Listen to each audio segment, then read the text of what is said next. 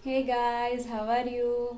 Welcome back to my channel, myself Heena. और आज हम एक नॉवेल है जिसका नाम है मिसेस डलोवे, जो लिखी है वर्जीनिया वुल्फ ने। उसके बारे में हम डिटेल्स में कैरेक्टर एनालिसिस करेंगे, डिटेल्स में कैरेक्टर के बारे में इंफॉर्मेशन लेंगे एंड देन जो समरी है वो स्टार्ट करेंगे। सो फ्रेंड, एंड तक वीडियो ज़रूर देखना, स्किप मत करना। फ्रेंड्स, अगर अभी तक आपने मेरी चैनल को सब्सक्राइब नहीं किया then please subscribe my channel. Bell icon को हिट करना ना भूलें ताकि आने वाले वीडियो आप जल्दी से देख पाओ। अगर अच्छा लगे तो लाइक ज़रूर करिए। अगर आप किसी और को ये नॉवेल के बारे में इंफॉर्मेशन देना चाहते हैं तो इसे ज़रूर शेयर करिए। So let's start.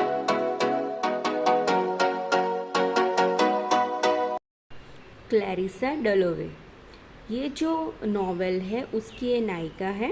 ये जो नॉवेल है वो है क्लैरिसा के दृष्टिकोण से शुरू होता है और किसी भी अन्य चरित्र की तुलना में उसके दृष्टिकोण का, उसके पॉइंट ऑफ व्यू का अधिक बारीकी से पालन करता है। जैसे कि क्लैरिसा उस शाम को पार्टी की तैयारी करती है, हम उसके घूमने वाले विचारों के बारे में जानते हैं। क्लैरिसा जीवंत है और इस बात की बहुत परवाह करती है कि लोग उसके बारे में क्या सोचते हैं, लेकिन वो आत्मचिंतनशील भी है। वो अक्सर जीवन के सही अर्थ पर सवाल उठाती है, सोचती है कि क्या वास्तव में खुशी संभव है। वो अपने जीवन के बारे में एक महान खुशी और एक महान भय दोनों महसूस करती है, जो दोनों उसकी गोपनीयता की इच्छा और दूसरों के साथ संवाद करने की उसकी आवश्यकता के बीच संतुलन बनाने के संघर्ष में प्रकट होती है। पूरे दिन क्लैरिसा उस महत्वपूर्ण गर्मी को दर्शाती है जब उसने अपने दोस्त पीटर वॉल्स के बजाय अपने पति रिचर्ड से शादी करने का फैसला किया। हालांकि वो रिचर्ड के साथ खुश है, वो पूरी तरह से निश्चित नहीं है कि उसने पीटर के बारे में गलत चुनाव किया है और वो अक्सर अपने दोस्त सैली सेटन के बारे में भी सोचती रहती है। सेप्टिमस वॉरेन स्मिथ, दोस्तों ये जो सेप्टिमस है वो एक डिसीज है जिसका नाम है सेल शॉक, उससे वो सफ़र करता होता है। प्रथम विश्व युद्ध के दौरान वो एक अनुभवी लुक्रेजिया नाम की एक इतालवी महिला से शादी कर लेता है। हालांकि वो पागल है। सेप्टिमस अंग्रेजी समाज को उसी तरह देखता है जैसे क्लैरिसा कहती है। दोनों अपनी गोपनीयता बनाए रखने और दूसरों के साथ संवाद करने की अपनी आवश्यकता को पूरा करने के लिए संघर्ष करते हैं। जो सेप्टिमस है वो क्लैरिसा के साथ इतने सारे लक्षण साझा करता है कि वो उसका दोगुना हो जाता है। सेप्टिमस पीला होता है, एक हॉक जैसा आसान होता है और एक जर्जर ओवरकोट पहनता है। युद्ध से पहले वो एक युवा आदर्शवादी महत्वाकांक्षी कवि थे। जो ये सेप्टिमस थे वो आर्मी में जाने से पहले वो एक कौन थे, कवि थे, राइट। युद्ध के बाद वो मानव स्वभाव को बुरा मानता है और मानता है कि वो महसूस न कर पाने का दोषी है। वो जिस समाज से घृणा करता है उसके आगे घुटने टेकने के बजाय वो आत्महत्या कर लेता है। पीटर वॉल्सो, दोस्तों ये जो पीटर वॉल्सो है वो क्लैरिसा का करीबी दोस्त होता है। एक बार उससे बेहद प्यार करता होता है वो। क्लैरिसा जब 18 साल की थी तब पीटर ने उसे मैरिज के लिए प्रपोज किया था, लेकिन क्लैरिसा ने उसका प्रपोजल है वो ठुकरा दिया था। उसके बाद वो भारत चला जाता है। 5 साल तक वो लंदन नहीं आता है। वो दूसरों की अधिक आलोचना करता है, अपने जीवन में लगभग हर चीज़ के बारे में विवादित है और उसे अपने पॉकेट नाइफ से खेलने की आदत होती है। अक्सर भावना से दूर होकर वो आसानी से रोने लगता है। उसे अक्सर महिलाओं के साथ रोमांटिक समस्या होती है और वर्तमान में वो भारत में एक विवाहित मैरिड वुमन है, डेजी जिसका नाम है, उससे वो प्यार करता है। वो सींग वाला चश्मा और एक धनुष टाई पहनता है और एक समाजवादी होता है। सैली सेटन, फ्रेंड्स ये जो सैली सेटन है वो जब वो युवावस्था में थी तब वो क्लैरिसा और पीटर की करीबी क्लोज फ्रेंड थे वो लोग। सैली एक जंगली सुंदर राग मफिन थी और वो सिगारेट पीती थी जब वो युवावस्था में थी। और किसी को कुछ भी कह जाती थी। किशोरी के रूप में वो और क्लैरिसा एक दूसरे से अट्रैक्टिव हो जाते थे जब वो किशोर अवस्था में थे, टीनेज थे जब। अब सैली मैनचेस्टर में रहती है और उसके 5 लड़के हैं। उसका विवाहित नाम लेडी रॉसेटर है। रिचर्ड डलोवे, ये जो दोस्तों ये रिचर्ड डलोवे है वो क्लैरिसा का पति है। कंजर्वेटिव सरकार में संसद के सदस्य है वो। रिचर्ड ने जो रिचर्ड है उसने महान अंग्रेजी सैन्य परिवार ब्रूटन का इतिहास लिखने की योजना बनाई है। जब लेबर पार्टी सत्ता में आती है तो वो एक खिलाड़ी हो जाते हैं और देश में रहना पसंद करते हैं। वो एक प्यार करने वाले पति और पिता है। समाज सुधारने के प्रति समर्पित रहते हुए वो अंग्रेजी परंपरा की सराहना करते हैं। वो इसे कैबिनेट या मुख्य साहसी निकाह में शामिल करने में विफल रहे हैं। ह्यूग व्हाइटब्रेड, दोस्तों ये जो ह्यूग व्हाइटब्रेड है वो क्लैरिसा का पुराने दोस्त है। इवलिन व्हाइटब्रेड से उन्होंने शादी की है। एक त्रुटिहीन अंग्रेज और अंग्रेजी परंपरा के समर्थक होते हैं। ह्यूग टाइम्स को विभिन्न कारणों के बारे में पत्र लिखते हैं। वो कभी भी किसी विषय की सतह के नीचे ब्रश नहीं करते हैं, बल्कि वो कहते हैं कि ये व्यर्थ है। कई लोग उनके बारे में आडंबर और लोलुपना की आलोचना करते हैं, लेकिन वो बेखबर रहते हैं। उसको उनकी बुराई से कोई फ़र्क नहीं पड़ता है। जैसे कि क्लैरिसा सोचती है कि वो लगभग पूरी तरह से तैयार है। वो क्लैरिसा को ऑलवेज युवा, यंग और असुरक्षित महसूस करते हैं। लुक्रेजिया स्मिथ, रेजिया, ये जो लुक्रेजिया स्मिथ है दोस्तों वो जो सेप्टिमस है उसकी वो पत्नी है। वो 24 साल की है और टोपी बनाती है।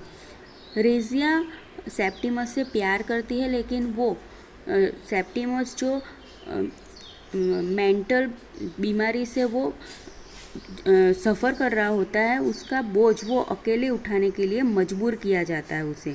आमतौर पर वो जीवंत और चंचल युवती थी, लेकिन वो चिंता से अभी दुबली हो गई है, पतली हो गई है। वो अलग थलग महसूस करती है और लगातार अपनी नाखुशी किसी के साथ वो बांटना चाहती है। अपनी जो नाखुशी है, जो अपना दुख दर्द है, वो किसी के साथ बांटना चाहती है। वो अपने पड़ोसी श्रीमती फ्लिमर के दोस्तों के लिए टोपी बनाती है। एलिजाबेथ डलोवे, फ्रेंड्स ये जो एलिजाबेथ डलोवे है वो क्लैरिसा और रिचर्ड की एक लौती बच्ची है, एक इकलौता चाइल्ड है।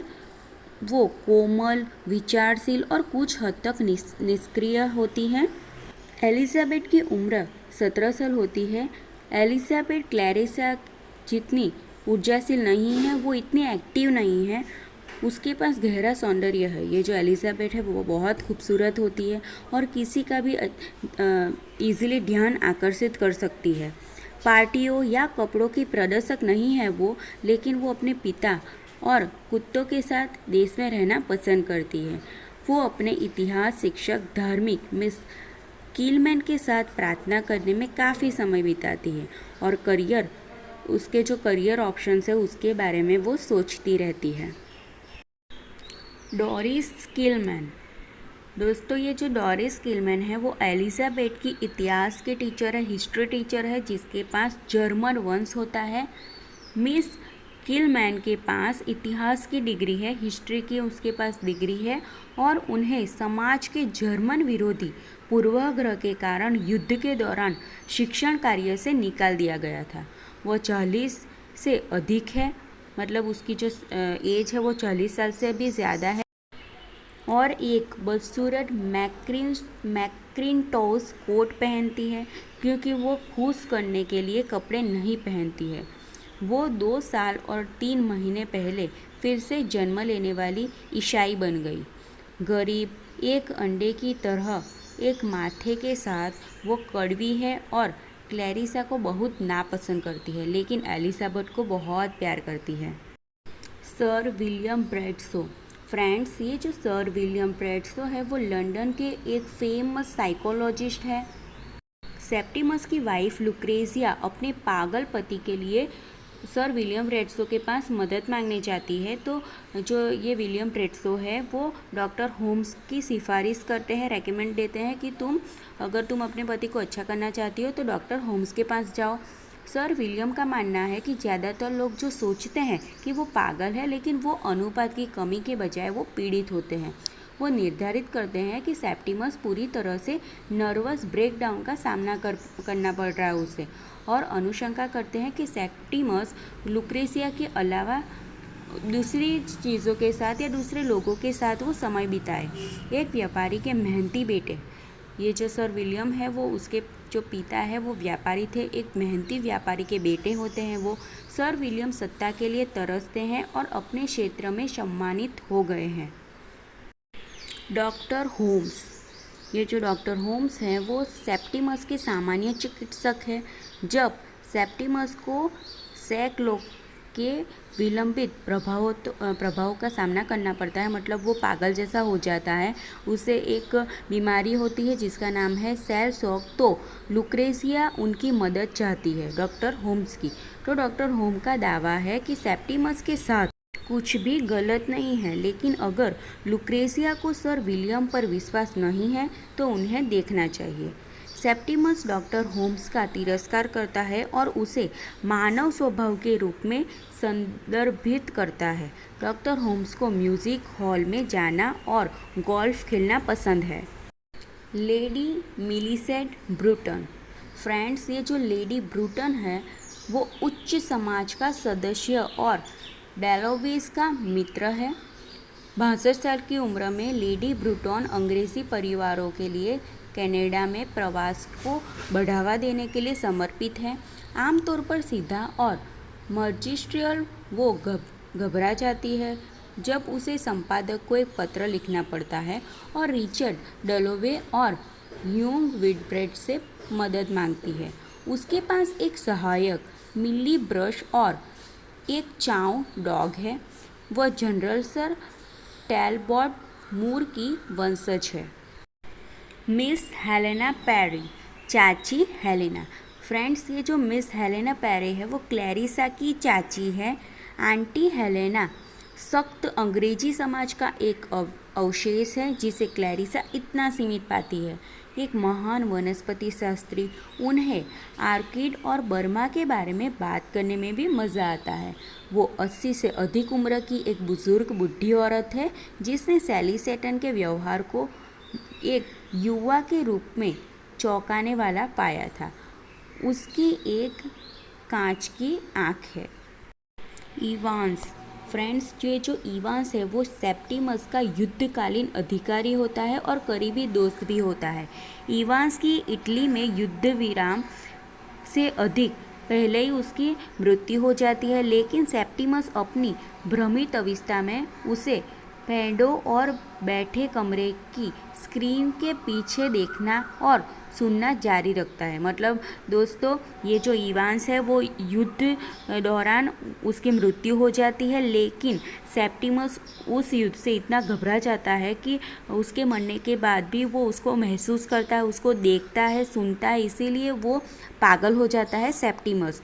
युद्ध के दौरान इवांस और सेप्टिमस अविभाज्य थे। इवांस लाल बालों वाला एक शर्मीला अंग्रेज था। सो फ्रेंड्स, आई होप आपको ये वीडियो अच्छा लगा हो। आपको कैरेक्टर से उसके बारे में डिटेल्स में इंफॉर्मेशन मिल गई होगी। अगर आपको ये नॉवेल की समरी जाननी है तो पार्ट नंबर 2 ज़रूर देखें। So thanks for watching.